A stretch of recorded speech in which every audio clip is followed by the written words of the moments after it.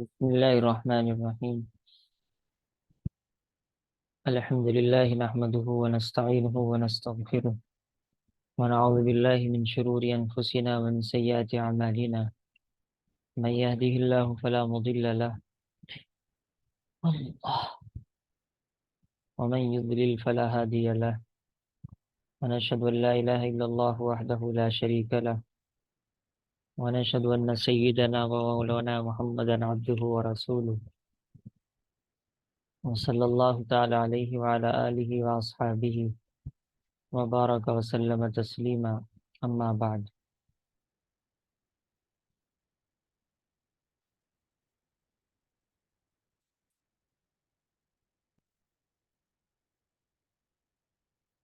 حضرت جبیر بن مطعم رضی اللہ تعالیٰ عنہ فرماتے ہیں کہ اس اسنا میں، اسنا کے معنی دوران، یعنی اس دوران کے غزوہ حنین یعنی آپ صلی اللہ تعالیٰ علیہ وسلم کافر دشمنوں سے مقابلہ کرنے کے لیے حنین کی جگہ تشریف لے گئے 8 ہجری میں. تو وہاں سے واپسی کے موقع پر حضور صلی اللہ تعالیٰ علیہ وسلم کے ہمراہ یعنی ساتھ مدینہ منورہ کو لوٹ رہے تھے کہ کچھ بدوؤں نے مانگنے کے لیے، بدو اصل کہتے ہیں ان لوگوں کو جو باقاعدہ گھر نہیں بناتے تھے اور خیمے اور ٹموٹیاں لگا کر جہاں موقع اور مناسب ہوتا تھا وہاں رہنا شروع کر دیا کرتے تھے. تو کچھ بدوؤں نے مانگنے کے لیے آپ صلی اللہ تعالیٰ علیہ وسلم کو گھیر لیا، یعنی پیسے کا مطلب یعنی ضرورت کی چیز جو بھی ہو، اور آپ صلی اللہ علیہ وسلم کو ایک کیکر کے درخت کے نیچے جانے پر مجبور کر دیا. یعنی اتنا پریشان کیا گویا کہ جب بھیڑ سی زیادہ ہو جاتی ہے تو آدمی ایک سائڈ میں ہو کر کھڑا ہو جاتا ہے، جس سے آپ صلی اللہ علیہ وسلم کی چادر لٹک گئی، یعنی جسم مبارک سے نیچے آ گئی، اور جسے بدوؤں نے پکڑ لیا. اس پر رسول اللہ صلی اللہ تعالی علیہ وسلم کھڑے ہو گئے، یعنی بظاہر بیٹھے ہوں گے، اور پھر آپ کھڑے ہو گئے اور فرمایا مجھے میری چادر دے دو. اصل میں بات یہ تھی کہ آپ صلی اللہ تعالی علیہ وسلم سفر سے تشریف لا رہے ہیں، اور اس سفر میں یعنی غزوہ حنین میں کافروں کو اللہ تعالیٰ نے شکست دی، ہرایا. تو مال بہت ملا تھا، حنین میں بہت مال تھا، لیکن آپ صلی اللہ تعالیٰ علیہ وسلم نے سارا مال، جو مال غنیمت کہلاتا ہے دشمنوں سے لڑائی کے بعد جو حاصل ہوتا ہے، یہ مال غنیمت وہیں سب تقسیم کر دیا تھا. خاص طور پر جو مکے کے نئے نئے لوگ مسلمان ہوئے تھے، ایک ایک آدمی کو 100 اونٹ دیے تھے، حالانکہ ایک اونٹ کا مطلب 1 لاکھ روپیے کا. تو 1 1 کروڑ روپیے دے دیے تھے، 50 50 لاکھ روپیے دے دیے تھے. تو یہ بات مشہور ہو گئی وہاں عرب میں. تو یہ جو مال کے چکر میں رہنے والے لوگ تھے، تو ان کو جب پتہ لگا کہ اتنا مال بٹ رہا ہے اور اتنا مال آپ صلی اللہ تعالیٰ علیہ وسلم کو مال غنیمت میں ملا، یہ اس چکر میں آئے ہیں، اور راستے میں روک لیا آپ صلی اللہ علیہ وسلم کو. لیکن آپ صلی اللہ تعالیٰ علیہ وسلم تو سارے تقسیم کر چکے ہیں پہلے ہی. تو اس وجہ سے یہ واقعہ بھی پیش آیا. اس وجہ سے آپ صلی اللہ علیہ وسلم فرمایا اگر میرے پاس ان درختوں کے برابر بھی مال ہوتا تو میں وہ سب تم میں بانٹ دیتا. ایسا نہیں ہے کہ میں کنجوس ہوں یا خدا نخواستہ جھوٹ بول رہا ہوں. تو یہاں اسی وجہ سے یہ سب باتیں کہی ہیں. پھر تم مجھے نہ تو بخیل پاتے. یہ مطلب نہیں ہے کہ مال بانٹنے کے بعد یہ سب ترجمہ ہو جاتا ہے، بعض مرتبہ مطلب بدل جاتا ہے. مطلب یہ ہے کہ تم مجھے بخیل بھی نہیں پاتے ہو، پوری زندگی تم میں گزار چکا ہوں، ایسا تو ہو نہیں میرے پاس ہو اور میں دیتا نہ ہوں، اور نہ میں جھوٹا ہوں کہ ہوں اور پھر بھی کہہ دیتا ہوں نہیں، اور نہ ہی میں بزدل ہوں کہ جس کی وجہ سے ڈر لگ رہا ہے کہ آگے مجھے مال نہیں ملے گا، پہلے روک کے رکھ لوں. یہ بزدل کا تعلق اس طرح بھی ہو سکتا ہے کہ میں ایسا بزدل بھی نہیں ہوں کہ تم سے دبوں گا، یہ تو بس میرے اخلاق ہے جو میں تم سے دب رہا ہوں، ورنہ ایسا نہیں ہے کہ میں بزدل ہوں اس وجہ سے تمہاری سن رہا ہوں۔ ظاہر سی بات ہے، ایک اشارہ کر دیتے صحابہ ان کو چھوڑتے بھی نہ۔ خیر، اس سے آپ صلی اللہ تعالی علیہ وسلم کے کتنے عالی اخلاق ظاہر ہوتے ہیں کہ وہ دیہاتی سر پر چڑھے جا رہے اور آپ صلی اللہ تعالی علیہ وسلم ان کی اس طریقے سے منت کر رہے ہیں جیسے نعوذ باللہ آپ صلی اللہ تعالی علیہ وسلم پر قرض ہو۔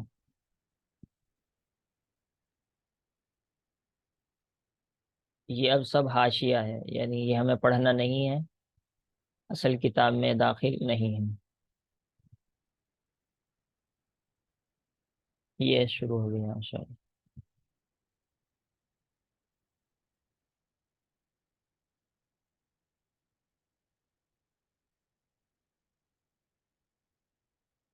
یہ وہی چل رہا ہے، اس کا آدھی کتاب کا کچھ پتہ بھی نہیں لگتا۔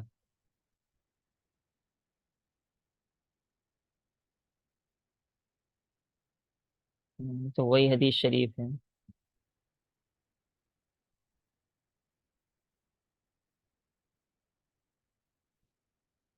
آپ صلی اللہ تعالی علیہ وسلم کی سیرت، اس طریقے کے واقعات اگر کوئی ہندی میں یا رومن انگلش میں لکھے اور کسی طریقے سے وہ نان مسلم تک پہنچے، اگرچہ پہنچتے بھی ہیں بہت سے پڑھتے بھی ہیں، تو یہ بھی ایک دین کی بہت بڑی خدمت ہوگی۔ آج کے دور میں کھلے عام اسلام کی دعوت دینا تو بہت مشکل پڑ جاتا ہے، لیکن اس طریقے سے دین کی دعوت دی جا سکتی ہے، یعنی اسلام کی دعوت نان مسلم کو پتہ بھی نہیں لگے گا، اور ایک دعوت پہنچ بھی جائے گی۔ اللہ تعالیٰ جس کو توفیق دیں گے اسے دل کو نرم کر دیں گے۔ تو بہت سے لوگوں کے کانٹیکٹ میں نان مسلم ہوتے ہی ہیں، خاص طور پر جو اسکول میں پڑھنے والے ہوتے ہیں اور وہ ان کے دوستوں میں ہوتے ہیں۔ ایسے ہی قرآن کریم کی وہ آیات جس میں شرک کی برائی بیان کی گئی ہے، عقل مندی کے ساتھ بالکل صاف صاف ایک دم ظاہر بھی نہ ہو، اس طریقے سے بھی اسلام کی طرح دعوت دی جا سکتی ہے۔ خیر، یہاں پر یہ اب چوتھا یا پانچواں باب شروع ہوا ہے کہ آپ صلی اللہ تعالی علیہ وسلم کے اخلاق کے بارے میں خود قرآن کریم میں اللہ تعالیٰ نے یہ تعریف کی۔ یہ اصل میں واقعہ ہے، معاشرت کہتے ہیں رہنا سہنا ایک دوسرے کے ساتھ، اور حسن کے معنی اچھی معاشرت یعنی ایک دوسرے کے ساتھ اچھے طریقے سے رہیں۔ تو غزوہ احد میں اصل میں ہوا یہ کہ کافروں کی طرف سے بہت سختی پیش آئی، اور جس کی وجہ سے صحابہ لڑ کھڑا گئے تھے لڑائی میں، جہاد میں، جنگ میں۔ تو اس وقت آپ صلی اللہ تعالی علیہ وسلم نے نرمی کے ساتھ صحابہ کو جمع فرمایا، کیونکہ اگر آپ صلی اللہ تعالی علیہ وسلم اس وقت کچھ سختی اختیار فرماتے، ایک طرف تو کافروں کی طرف سے ایسے حالات پیش آ گئے جو برداشت سے باہر تھے، اور اگر آپ بھی سختی فرماتے تو قرآن میں آتا ہے کہ صحابہ بھی آپ سے دور ہو جاتے، کیونکہ انسان ہی ہیں صحابہ بھی، وقتی طور پر کچھ غلطی ہو سکتی تھی، لیکن کیونکہ آپ صلی اللہ تعالی علیہ وسلم نے نرمی کا کیا کہتے ہیں معاملہ کیا، اس وجہ سے صحابہ آپ صلی اللہ تعالی علیہ وسلم کے پاس رہے۔ خیر، یہ قرآن کریم کی آیت ہے، اس کا ترجمہ اے محمد، یہ قرآن میں نہیں ہے اے محمد، یہ ترجمے میں بڑھا دیتے ہیں سمجھانے کے لیے۔ خدا کی مہربانی سے تمہاری افتاد طبع ان لوگوں کے لیے نرم واقع ہوئی۔ افتاد طبع کا مطلب یہ ہے طبیعت۔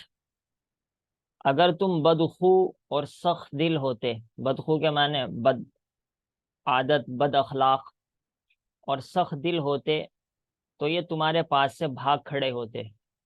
تو اس سے معلوم ہوتا ہے جو کوئی سختی کرتا عام طور پر لوگ اس کے پاس نہیں رکتے، یہ تو بات بالکل ٹھیک ہے، اور جو کوئی سختی کے بعد بھی رکے وہ یقیناً وہ کمال کا انسان ہے۔ مثال کے طور پر بڑے ماں باپ بھی اگر ہوتے ہیں، دیکھو ماں باپ کی یقیناً تعریف ہی تعریف کی جائے گی، اس میں کوئی شک کی بات نہیں ہے، لیکن حقیقت یہ ہے کہ بھائی ماں باپ میں بھی غلطیاں ہی ہوتی ہے. کون؟ میں باپ بنوں گا، تم ماں بنو گے. جو عورتیں ہیں ماں بنو گی، اور جو تم میں مرد ہیں وہ باپ بنو گے. جب کچھ سیکھا تو ہے نہیں ہم نے، الٹے سیدھے یوں ہی پیدا ہوئے اور کھایا پیا، حد سے زیادہ اسکول کالج میں پڑھ لیا، تو ہم ہی تو ماں باپ بنتے ہیں. تو غلطیاں تو ماں باپ میں بھی رہتی ہے. بس وہ اولاد کو حق نہیں رہتا کہ وہ ماں باپ کی غلطیاں بیان کرے. باقی ماں باپ کو یہ بات سمجھنی چاہیے کہ ہم میں غلطیاں ہیں، اور اس کا نقصان ہماری اولاد کو یقیناً پہنچتا ہے. اور ساری دنیا دیکھتی ہے جو ماں باپ سخت مزاج ہوتے ہیں، اولاد اگرچہ ان سے ملتی ہے، خدمت بھی کرے گی، لیکن دل نہیں مل پاتا. اور جو نرم مزاج ماں باپ ہوتے ہیں، محبت سے رکھتے ہیں، تو ان سے دل ملتا ہے. تو جب آپ صلی اللہ تعالی علیہ وسلم نے صحابہ کے ساتھ یہ معاملہ فرمایا، تو یقیناً ماں باپ کی کیا حیثیت آپ صلی اللہ تعالی علیہ وسلم کے سامنے، یا استاد کی کیا حیثیت، یا کسی بھی بڑے کی کیا حیثیت.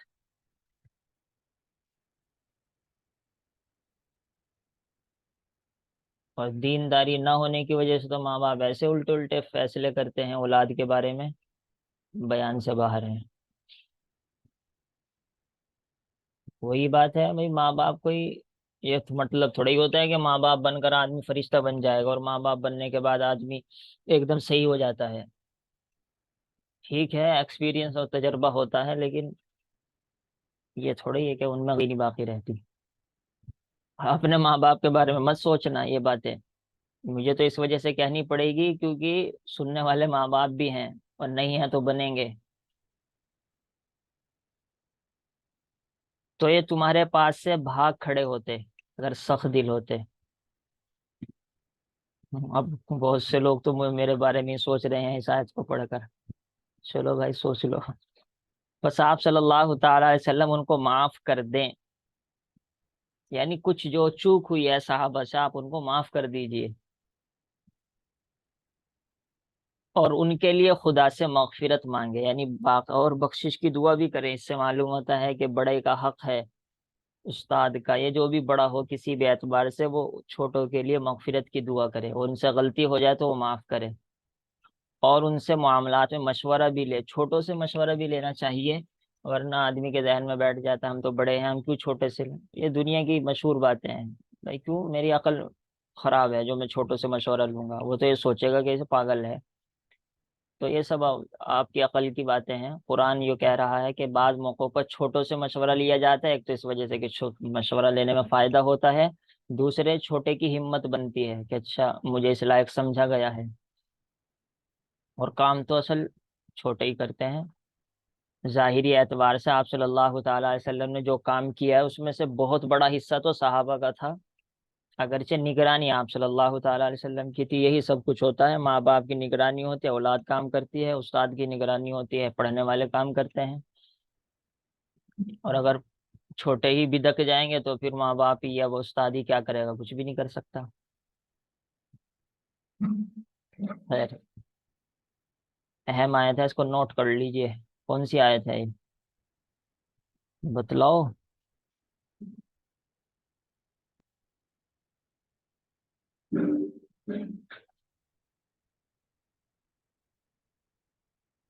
حزن غلیظ القلب، سورہ آل عمران آیت نمبر 159، 159.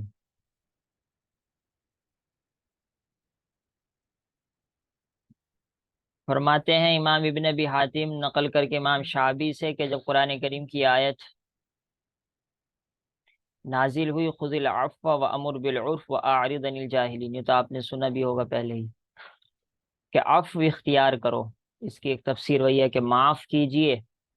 نمبر دو، نیک کام کرنے کا حکم دو، وامر بالعرف واعرض عن الجاہلین، اور جاہلوں سے کنارہ کرو. کناروں کا مطلب ہے نہیں راستہ واسطہ مت رکھو. بہت سارے لوگ یہ بات پوچھتے ہیں کہ میری اس سے بنتی نہیں ہے یہ. تو اب دل میں تو آدمی بیر نہ رکھے، لیکن جب کسی سے بنتی نہیں، کسی کا مزاج بالکل دوسرا ہے، خاص طور پر دین اور بد دین کی بنتی نہیں آپس میں، تو تھوڑا بس سلام دعا رکھیں بس. تو حضرت صلی اللہ تعالی علیہ وسلم نے حضرت جبریل علیہ السلام سے پوچھا کہ جبریل اس آیت سے کیا مراد ہے؟ یعنی مراد تو آپ صلی اللہ تعالیٰ علیہ وسلم سمجھتے ہی تھے، وہ طرح کھول کر اور پوچھنا چاہ رہے تھے، اور یہ بھی اللہ تعالیٰ ہی نے انداز سکھایا۔ تو حضرت جبریل علیہ السلام نے فرمایا کہ میں اس وقت تک نہیں بتا سکتا جب تک عالم عالم کل عالم کل یعنی ہر چیز کو جاننے والا، یعنی اللہ تعالیٰ سے نہ پوچھ لوں۔ چنانچہ حضرت جبریل علیہ السلام آسمان پر چلے گئے، کچھ دیر کے بعد واپس تشریف لائے۔ اصل میں یہ جب سب کچھ ہو رہا ہے نا، کہ آیت نازل ہوتی ہے اور آپ صلی اللہ تعالیٰ علیہ وسلم پوچھ رہے ہیں حضرت جبریل سے، حضرت جبریل کہہ رہے ہیں مجھے نہیں پتا، میں پوچھ کے بتاؤں گا، یہ سب کیوں؟ تاکہ اس کی اہمیت دل میں بیٹھ جائے، ورنہ تو اگر یہ سب نہ ہوتا اور سیدھی سیدھی بات بیان کر دی جاتی تو اس کی اتنی اہمیت دل میں نہ بیٹھتی۔ اب یہ جو آئندہ بات آئے گی تو یقیناً کتنی اہم ہوگی، کہ باقاعدہ آپ صلی اللہ تعالیٰ علیہ وسلم پوچھ رہے ہیں اور حضرت جبریل اللہ سے پوچھ کر آ رہے ہیں۔ تو خیر پوچھ کر آئے اور فرمائے محمد صلی اللہ تعالیٰ علیہ وآلہ وسلم، اللہ تعالیٰ نے اس آیت میں آپ کو حکم دیا کہ آپ اس شخص کو جو آپ پر زیادتی کرے معاف کر دیں، اور جو شخص آپ کو محروم رکھے آپ اس کو بھی عطا فرمائیں، اور جو شخص آپ سے رشتہ منقطع یعنی توڑ لے آپ اس سے صلہ رحمی فرمائیں۔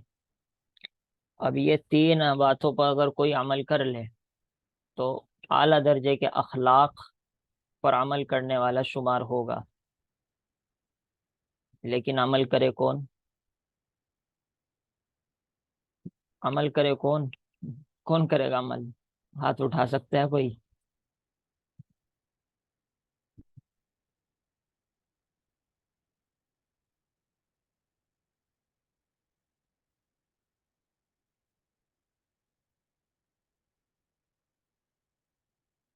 ہاتھ تو اٹھا رہے ہو تم جوش میں۔ خیر اللہ تعالیٰ ثواب عطا فرمائے اور عمل کی توفیق عطا فرمائے۔ لیکن بہت مشکل ہے، بہت مشکل ہے۔ بہت مشکل کا مطلب یہ نہیں ہے کہ آپ ارادہ ہی نہ کرے، جیسے آپ میں سے جو عقل مند ہے نا وہ تھوڑی عمر کے زیادہ، انہوں نے ہاتھ ہی نہیں اٹھایا، ان کو پتا ہے ہم کرتے ہی نہیں اور نہ کر سکتے، لیکن کوشش تو کرنی ہے، اس کے بعد اگر کمی زیادتی ہوگی تو اللہ تعالیٰ سے معافی مانگیں گے۔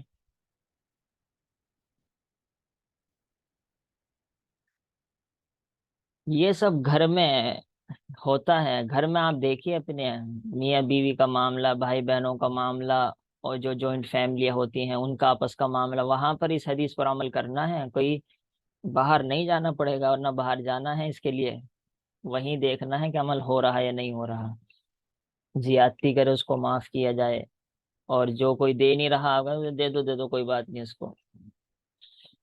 لوگ تو اس کے پاس کھانا نہیں بھجواتے ہیں، جو دوسرے کے یہاں کھانا نہیں بھجواتا پڑوسی، اور رشتہ دار توڑ دے تو آدمی کہتا ہے لات مار اس کے دو، جب وہ ہمارے سے ملنے نہیں آ رہا، کیا ہمارے اندر کچھ کیڑے اور کمیاں ہیں جو ہم اس کے پاؤں میں جا کے پڑیں گے؟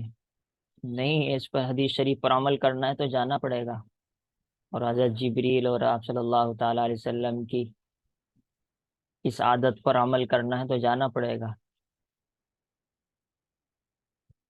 در عدم انتقام، اس کا مطلب یہ ہے کہ یعنی بدلہ نہ لیا جائے، انتقام کا مطلب۔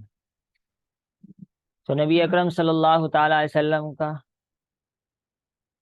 یہی ہمیشہ یہی کردار اور رویہ رہا ہے۔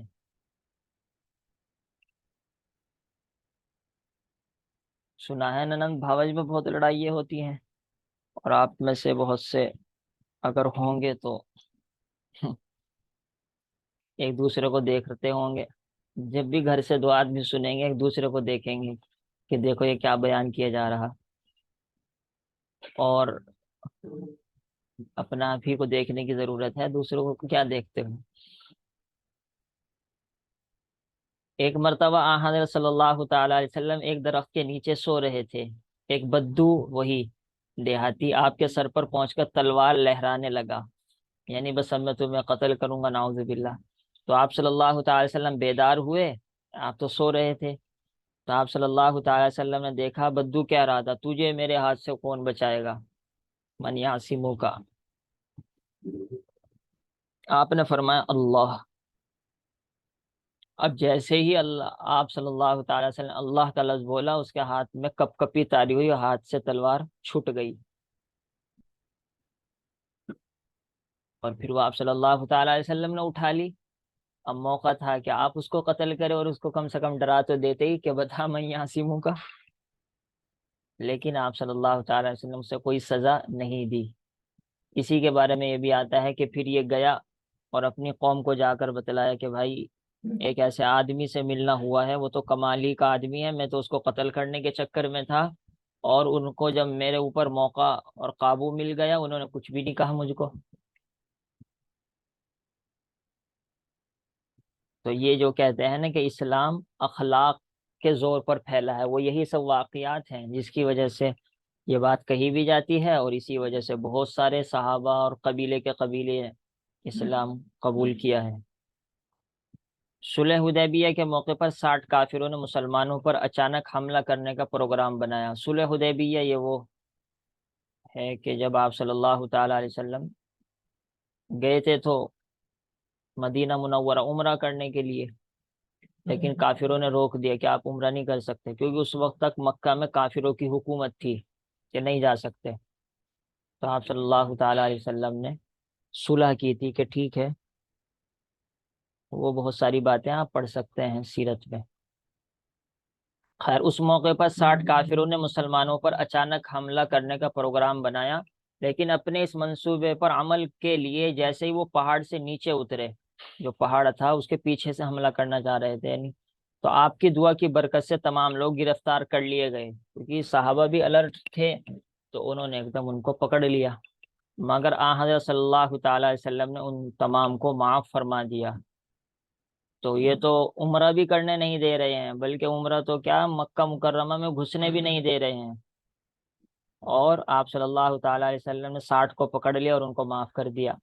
اب یہاں پر اگر گھر کا کوئی بڑا مثال کے طور پر شوہر یہ فیصلہ کرنے لگ جائے کہ نہیں نہیں کوئی بات نہیں، وہاں تو بھیج دو کھانا، بیوی شور مچائے گی، ان سے تو ہماری لڑائی ہے اور یہ ہے وہ ہے، تو بھائی آپ صلی اللہ تعالی علیہ وسلم نے 60 کو معاف کر دیا ہے، صحابہ نے کوئی بھی شور نہیں مچایا کہ جی اتنی محنت سے تو ہم پکڑ کے لائے ہیں اور تم یہ کیا کر رہے ہو، یہ ایسا الٹا ہوگا، شوہر شور مچائے گا جہاں شوہر کی نہیں بنے گی۔ تو اگر کوئی معاف کر رہا ہے تو اس کے ساتھ اس کی مدد کرنی چاہیے، بلکہ لوگ تو مشورہ بھی دیتے ہیں کہ تم معاف کیوں کرتے ہو، اس سے سر پر چڑھ جائے گا وہ، یہی مشورے دیتے ہیں نا لوگ تو۔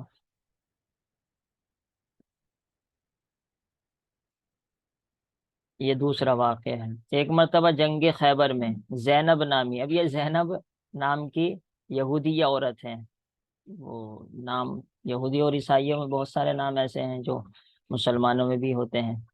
ایک یہودی عورت نے حضرت صلی اللہ تعالی وسلم کی دعوت کی اور آپ کے کھانے کے لیے ایک مسموم زہر آلود یعنی اس میں زہر پڑا ہوا تھا بکری بھیجی، بھون کر گوشت بنا کر۔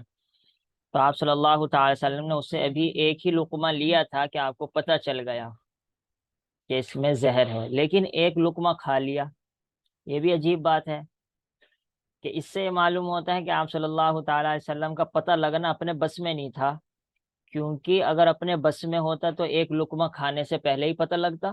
ظاہر سی بات ہے جس کے بارے میں پتہ ہو کہ اس میں زہر ہے اس کا آدمی ایک بھی لقمہ نہیں کھائے گا، لیکن ایک لقمہ کھلایا اللہ تعالیٰ نے، کیونکہ آگے ایک بات تھی وہ کروانی تھی۔ تو ایک لقمہ کھلا کر یہ ساری دنیا کو بتلا دیا کہ دیکھو اللہ کے رسول، سامنے بکری ہے اس میں زہر ہے یہ بھی نہیں جانتے جب تک اللہ تعالیٰ نہ بتلائے، اور تم یہ کہتے ہو کہ اللہ کے رسول کو ساری دنیا کی خبر ہے، کیسے خبر ہو جائے گی؟ ہاں اللہ تعالیٰ اگر ساری دنیا کی بتلا دے تو یقیناً خبر ہو جائے گی۔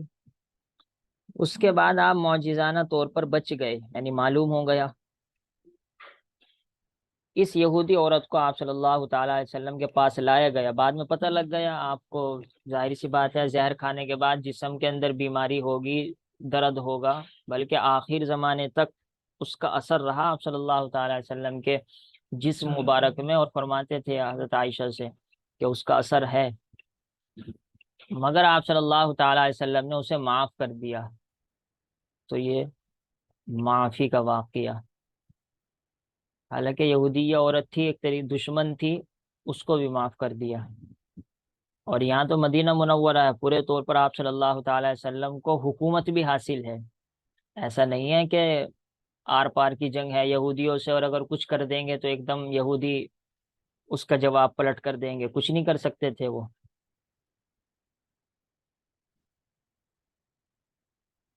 بھائی معاف کرنا تو اصل جب ہی ہوتا ہے جب آدمی کے ہاتھ میں طاقت ہو تب معاف کریں، اور آدمی جو جو دب کر نہیں بولتا، ٹھیک ہے وہ معافی تو ہوتی ہے لیکن حقیقت وہ معافی نہیں ہوتی۔ اب اولاد کہے بس میں اپنے ماں باپ کو معاف کر رہا ہوں ورنہ تو اس کے ابا کی ایسی کی تیسی، تو وہ کچھ کر تو سکتا نہیں، ظاہری سی بات ہے، لیکن اس کا معاف کرنا کوئی ایسا معاف کرنا نہیں ہوگا۔ جب آدمی کچھ بدلہ لے سکتا ہو تب معاف کرے، اصل تو یہی معاف کرنا ہے۔ تو اس قسم کے واقعات حدیث میں بکثرت ملتے ہیں، جس سے ثابت ہوتا ہے کہ آپ صلی اللہ تعالی علیہ وسلم کسی سے بدلہ نہیں لیتے تھے۔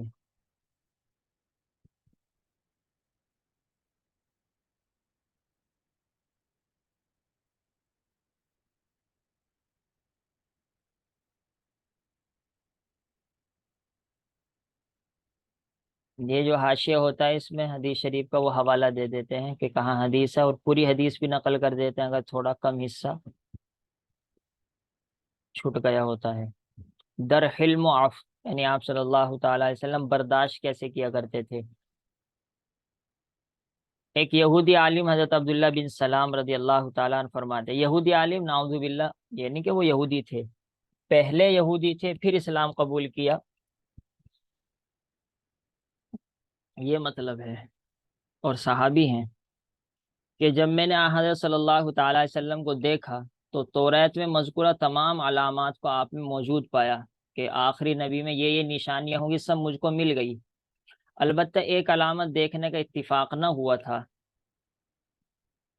جو یہ تھی کہ تورات میں مذکور ہے، یعنی حضرت موسیٰ علیہ الصلوۃ والسلام پر جو کتاب نازل ہوئی تھی اس میں لکھا ہوا تھا کہ اس آخری نبی کا حلم اس کی جہالت پر غالب ہوگا۔ اب جہالت کا مطلب ہے جہالت کا کام کرنا، یعنی اگر آپ کسی کے ساتھ غلط طریقے سے پیش آئے اور وہ بھی الٹے طریقے سے آپ سے پیش آئے گا تو اس کو کہیں گے جہالت سے پیش آ رہے ہیں آپ، اور اگر آپ اس کو برداشت کر لیں گے تو اس کا مطلب ہوگا کہ آپ حلم سے پیش آ رہے ہیں، اور جہالت کی سختی اس کے حلم کو اور زیادہ بڑھا دے گی، یعنی کوئی سامنے والا اور الٹی الٹی حرکتیں کرے گا تو ظاہر سی بات ہے اگر اس کو برداشت کیا جائے گا تو اس میں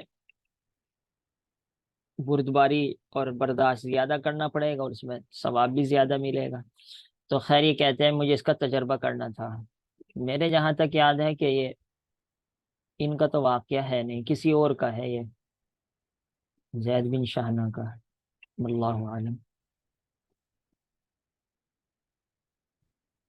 اس کو یاد رکھنا، ہم حاشیے میں دیکھ کے دیکھیں گے۔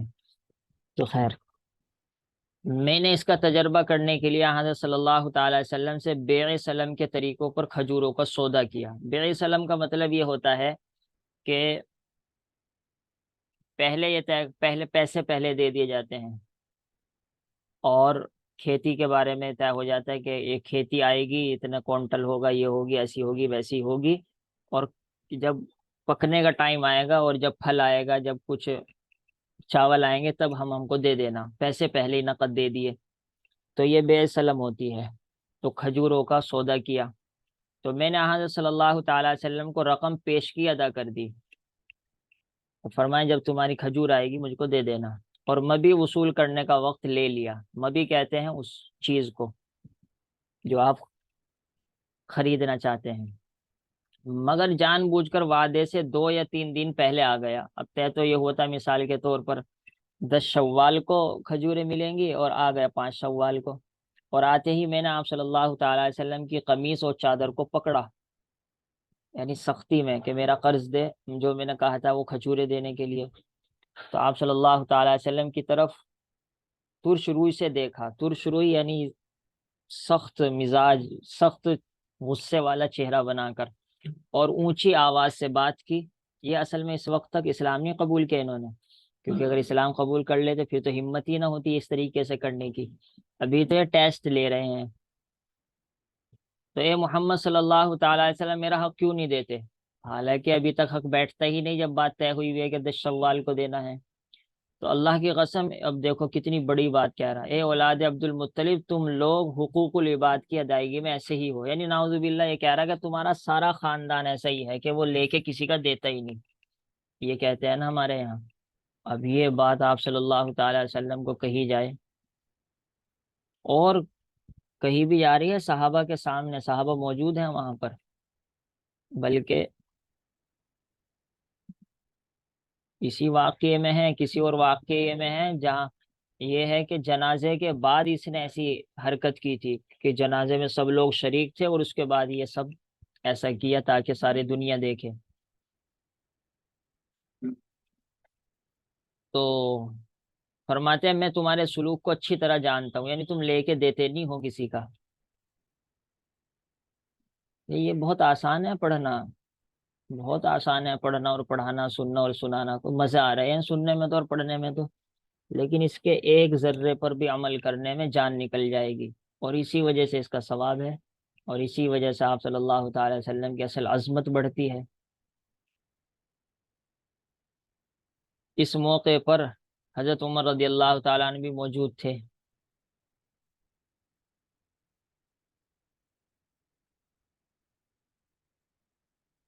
تو انہوں نے کہا اے اللہ کے دشمن، یعنی تو اللہ کے رسول سے ایسی بات کہہ رہا ہے؟ اللہ کے رسول صلی اللہ علیہ وسلم کو تو کس طرح مخاطب کر رہا ہے، یہ تمیز بھی ہے نہیں؟ یقیناً یہی کہنا چاہیے تھا۔ اگر حضرت صلی اللہ تعالی علیہ وسلم کی اجازت ہوتی تو میری گردن مار دیتا، کیونکہ نبی کی شان میں گستاخی کرنا یہ کفر ہے، لیکن آپ صلی اللہ تعالی علیہ وسلم نہیں اجازت نہیں دیں گے۔ مگر حضرت صلی اللہ تعالی علیہ وسلم نے مسکرا کر حضرت عمر فاروق کی طرف نرمی کے ساتھ دیکھا اور فرمایا کہ اس معاملے سے تیرا کیا واسطہ؟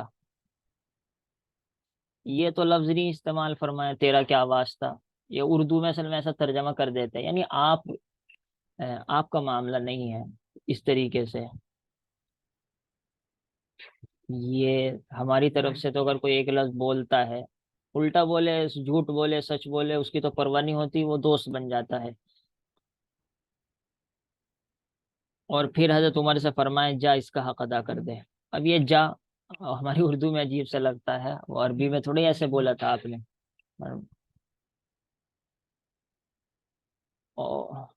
تو 2-3 دن پہلے ہی آ کر سر پر کھڑا ہو گیا، اور حضرت عمر رضی اللہ تعالیٰ نے جو صحیح بات کہی انصاف کی، تو اس کو بھی اس وجہ سے منع فرمائے کیونکہ اب آپ صلی اللہ تعالیٰ علیہ وسلم کی ذات کا معاملہ تھا، تو اپنی ذات کی وجہ سے حضرت عمر ہی کو روک لیا کہ مت کہیے کچھ، اور فرمائے چونکہ تم نے اسے ڈرایا ہے، کہا تیری گردن اڑا دیتا، اس لیے 20 سا کھجور، 1 سا ہوتا ہے تقریباً 3.5 کلو کا، یعنی کہ 20 × 60 اور 70 کھجورے اور زیادہ دو، 70 کلو کھجورے۔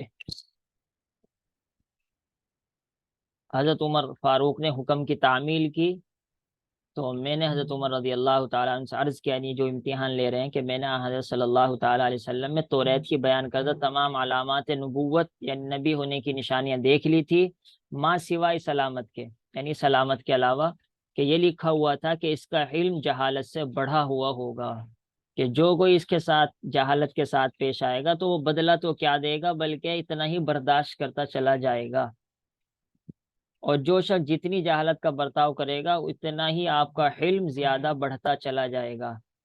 چنانچہ یہ علامت دیکھ کر حضرت عبداللہ بن سلام نے کلمہ پڑھ لیا اور مسلمان ہو گئے، اور پھر ہمیشہ اسلام کے ساتھ مخلص رہے، کیونکہ ابھی تک اسلام نہیں لائے تھے، اس وجہ سے ایسا ٹیسٹ بھی کیا ہے، ورنہ تو اسلام لانے کے بعد تو یہ کوئی صحابی کر ہی نہیں سکتا۔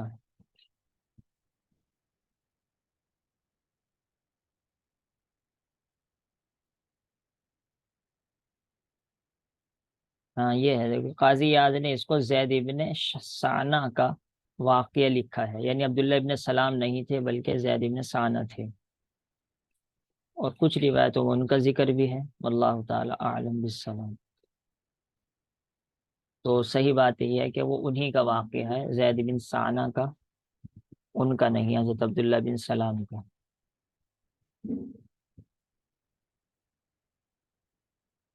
صلی اللہ تعالی علیہ، سبحان اللہ بحمدہ، سبحان اللہ، نشهد ان لا اله الا الله